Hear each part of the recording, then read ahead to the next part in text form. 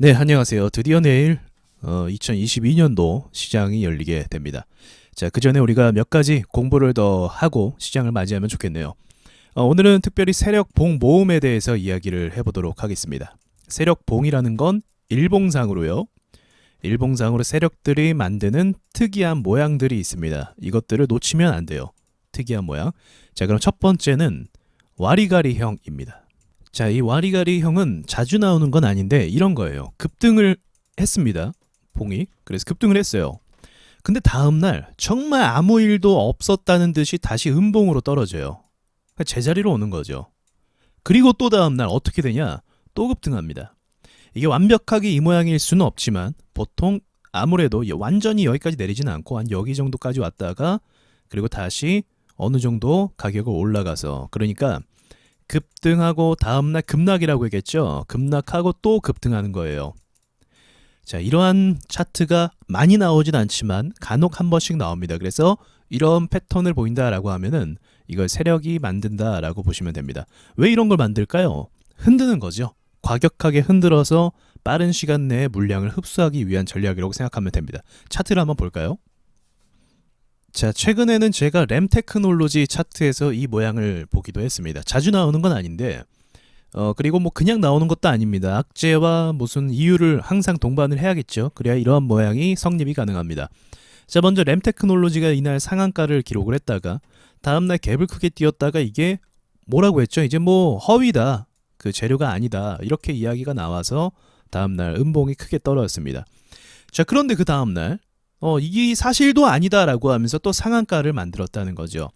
이유가 분명히 있어요. 이런 차트가 나오는 데 있어서 뭐 그냥 만드는 것은 아니고 이렇게 크게 올랐다가 크게 떨어졌다가 크게 오른 데는 나름대로 이유라는 게 있습니다. 그런데 이렇게 큰 폭으로 흔들게 되면 어떤 효과가 발생한다고 했죠?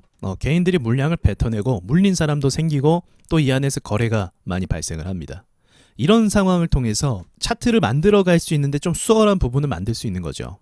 그리고 또 한 가지가 진원생명과학이 있습니다. 자, 이때 기억이 나는 모양인 것 같아요. 뭐 빠르게 하루아침 이렇게 움직인 것도 약간은 비슷하기도 하지만 이 구간은 특히나 그렇죠. 네, 여기 보시면 올랐다 내렸다 올랐다 이 등락이 굉장히 심합니다. 이러한 모양이요. 이러한 모양은 제가 다시 말씀드리면 쉽게 나오지는 않지만 이게 가능하게 만들려면 호가나 이런 부분들에 대해서 마음대로 막 컨트롤을 주물를 수 있어야만 이 모양이 나올 수가 있어요. 자, 보십시오. 갭을 띄웠죠. 또 갭을 띄웠죠. 갭을 띄웠어요. 자, 갭을 띄우는 건 무슨 의미죠? 이건 호재입니다. 갭 띄우는 거는 호재가 있기 때문에 갭을 띄우고 종가까지 마감을 해준 거예요. 자, 그런데 마치 이 호재를 다 반납하는 듯이 음봉을 때려 맞았다는 거죠. 그럼 뭐예요? 이거는 기대가 없다는 거예요. 다 던졌다는 겁니다. 자, 그럼에도 불구하고 하루 이틀 3, 4 5일 뒤에 일주일 안에 상한가가 다시 나와서 이 가격을 회복하는 모양을 만들어주고 있죠. 이게 상식적으로 이해가 안 되죠. 왜냐하면 회사가 뭐 하루아침 만에 무슨 일이 생기는 것도 아니고 또 뭐 악재가 생겼다가 사라졌다가 뭐 그럴 수도 있긴 하지만 그걸 다시 말아서 상한가로 만들어지고 또 갭이 띄어진다 라고 하는 것은 평상시에 보통의 종목에게는 일어나기가 힘든 차트 모양이라는 거죠. 그래서 첫 번째로 이 와리가리 치는 왔다 갔다 왔다 갔다 하는 급등의 형태로 이렇게 움직이는 게 세력들이 만드는 첫 번째 봉 유형 중에 하나고요.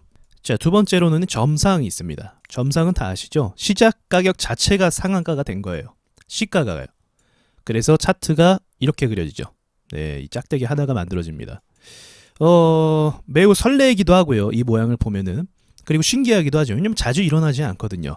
자, 그런데 우리가 조금 더 생각해 보면 이 점상이라는 것도 실제로는 만들어지기가 굉장히 어렵습니다. 강력한 호재를 동반을 해야 되는데 우리가 주식을 하다 보면 호재가 있어도 갭을 띄워도요 다시 무너지는 형태를 자주 보게 됩니다.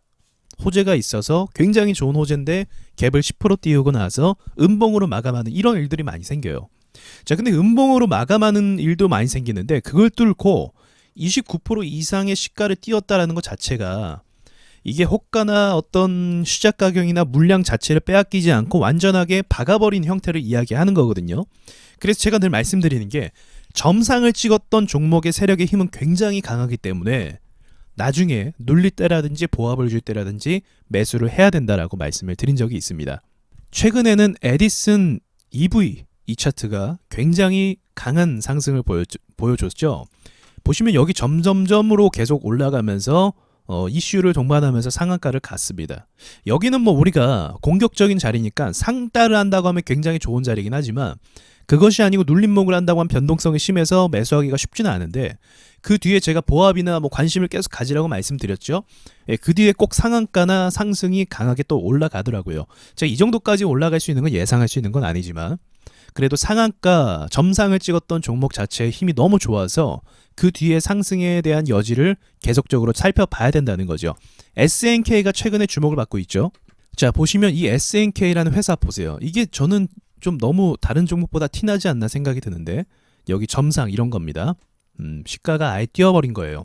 자, 그러니까 점상을 찍고 누르고 보합 갈 때 또 한 번 급등을 하고 그리고 여기도 뭐 점상 가깝죠. 그리고 내려갔을 때 보합 줄 때 또 이렇게 점상으로 상승하고 있고 이런 모습이 사실 우연이 아니라는 겁니다. 이게 여러분 주식을 좀 오래 하고 뭐 1년만 넘게 해도 시가가 상한가로 간다라는 것은 이거 힘든 일이라는 걸 알게 돼요. 어지간하면 갭 띄우고 밀리고 어지간하면 갭 띄어서 공중부양하면 그나마 나은 것이고 그게 나은 건데 그게 최선인데 상한가로 아예 박아버렸다는 것은 굉장한 호재이기도 하지만 그만큼 물량을 다 잡고 있다는 걸 의미하는 것입니다. 그래서 이걸 참고하셨으면 좋겠고 앞으로 이제 최근에 예를 들어서 뭐 점상을 찍었던 어떤 종목이 그럼 이 종목은 관종으로 반드시 넣어야 돼요. 그리고 뭐 가치 투자나 스윙 투자를 할 때 관종에 넣은 이 종목을 매수를 하면 상승 힘이 굉장히 강할 겁니다. 그걸 기억하세요. 그러면 어떻게 보면 쉽게 수익을 낼 수 있는 것 중에 하나예요. 이 노하우가요. 자, 세 번째는 뭘까요? 세 번째는 공중부양형입니다. 공중부양. 자, 공중부양은 이름만 들어도 아시겠죠? 차트가 갭을 띄어서 봉을 그 위에서 마감한 형태를 이야기합니다. 최근 영상 강의에서도 말씀을 드린 부분인데 이렇게 공중부양을 했다는 것 자체도 세력들이 갭을 띄우고 호재가 유지된 상태에서 물량을 빼앗기지 않고 내리지 않고 차트를 유지했다는 것을 의미하기 때문에 보통 공중부양 이후에 상승 흐름으로 가는 경우가 꽤 많아요. 자, 제가 기억에 남는 차트인데요. 여기 보시면 상한가 다음날 이렇게 공중부양을 유지하고 있죠. 갭을 띄운 상태에서. 근데 뭐 이 정도까지는 나올 수도 있어요. 이렇게 유지되는 경우도 간혹 있습니다. 상한가 다음날이니까. 자, 그런데 다음날 보시면 갭을 높이 띄우고 있는 상태에서 이 가격을 유지한 상태에서 연속적으로 쉽게 말하면 연속적으로 두 번 공중부양을 한 거죠. 비록 여기 종가는 밀렸지만요. 네, 그리고 나서 다시 여기 고점을 돌파하고 밀어 올릴 때 그때부터 상승하는 그림이 또 본격적으로 시작되는 부분이 있습니다. 그래서 이렇게 갭을 띄우고 나서 공중부양을 유지한다고 하면 그때부터 공격적인 상승으로 가겠다라고 이해를 하시면 돼요. 자, 에코프로비엠도 우리가 볼만한 주식인데 공중부양 상태에서 주가가 계속적으로 상승을 했었습니다. 그래서 이때 제가 영상을 따로 만들었던 기억이 납니다. 11월 달이었나? 에코프로가 이 관련주가 상승을 했을 때 이제 이거는 강세에 또 뭐 일주일 안에 큰 상승을 줄 수도 있다 이렇게 이야기를 말씀드린 적이 있는데 그 근거가 이거예요. 이거 공중부양 상태. 여기도 마찬가지입니다. 사실 이전부터 이러한 모양을 많이 주기도 했습니다. 여기도 공중부양 상태를 유지하고 있군요. 총 3번 갈 때마다 상승할 때마다 이러한 상태를 유지시켜 준다는 거죠. 그래서 이 차트 모양도 우리가 놓치면 안 됩니다. 이렇게 발생한 차트 모양을 다 보시고 그리고 이게 시장에서 강세인가를 살펴보면 그 뒤에 움직임이 매우 수월하게 가는 경우가 많이 있어요. 그래서 이것도 제가 중요하게 보는 지표 중에 하나라고 생각하면 됩니다. 자, 마지막은 간단합니다. 마지막은 상한가. 상한가 종목이 많죠. 근데 상한가라는 개념을 좀 이해를 하시려면 우리 분봉을 좀 보시면 돼요. 상한가 가는 것이 얼마나 어려운지 말이죠. 자, 지난 30일 날 상한가 간 종목의 리스트를 좀 보자면 한국정보공학 이 종목이 있고 또 뭐 로스웰이 있고 이렇습니다. 상한가 가는 유형들이 있는데 이런 애들은 사실 뭐 거래대금도 없고 기습적으로 간 경우에요. 강세 있게 간 종목은 제가 보니까 별로 없고요. 이 상한가가 왜 가기 어렵냐면 우리나라 주식 제도에는요. 이제 그 투자자 보호 장치가 있는데 그것이 바로 이제 1차 VI 그리고 2차 VI가 있습니다. 다 아시죠? 이게 어떤 의미냐면 1차 VI만 가도 10%가 시가 대비해서 상승했다는 거예요. 그래서 시장에서 주목을 많이 받아요. 이해되시죠? 주목 많이 받아요. 그럼 어떻게 될까? 단타나 투자하는 사람들이 이 종목을 투자를 하게 되겠죠. 그래서 VI에서 많이 물리는 겁니다. 투자를 합니다. 자, 그런데 1차 VI를 뚫고 상승하면서 이제 다음 뭐가 있어요? 2차 VI가 있습니다. 시가 대비해서 20%. 그러니까 여기에서 여기까지 또 10%긴 한데 이게 또 걸리면 시장에서 어떻게 돼요? 야, 얜 상한가 가겠다 하면서 더 많은 사람들이 사기도 하고 이 자리에서 더 많은 사람들이 주목을 합니다. 그럼 이걸 뚫고 뭐 어떻게 해야 돼야 상한가 가는 거죠? 10%를 더 가야 돼요. 물론 갭을 5% 뛰었으면 5%만 더 가면 되는 거고요. 근데 이게 쉽겠냐고요. 여러분 단타로 5% 올라가는 게 쉬워 보입니까? 어렵죠. 굉장히 어려워요. 방금 전에 보셨던 로스웰이나 한국정보공학 같은 경우는요. 보다시피 한 방에 그냥 상한가를 보냈어요. 돈도 얼마 안 들고 호가를 한 방에 잡아먹어서 이제 호재가 있었겠죠. 이렇게 상한가를 보낸 거예요. 기습적으로요. 사람들이 살 틈도 없었겠죠. 한국정보공학도 마찬가지입니다. 기습적으로 올려서 사람들이 살 틈도 없이 바로바로 올려서 상한가로 마감하고 그 뒤로 상한가가 안 풀렸네요. 이런 경우 풀리게 되면은 막 여기까지 내려갈 수도 있죠. 무섭습니다. 그래서 사람들이 많이 못 사요. 빠르게 상한가가 들어간 건 말이죠. 그래서 하루 종일 파동을 주고 밀고 또 조용히 했다가 또 올랐다가 여기서 또 이렇게 올랐다가 이렇게 갔다 이렇게 하루 종일 거래 대금을 막 2천억 이상 또 3천억 이상 쏘면서 상승에 상승을 거듭하고 개미를 털고 하면서 만들어지는 게 상한가예요. 쉽겠습니까 이게?